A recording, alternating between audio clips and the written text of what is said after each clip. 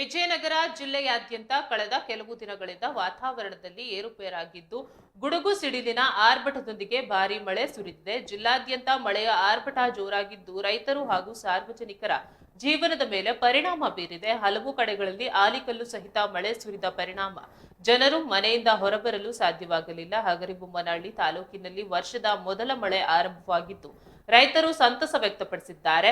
ಸೊನ್ನ ಮತ್ತು ಮೋರಗೇರಿ ಗ್ರಾಮದಲ್ಲಿ ಭಾರಿ ಮಳೆಯಾಗಿದ್ದು ಜನಜೀವನ ಅಸ್ತವ್ಯಸ್ತಗೊಂಡಿದೆ.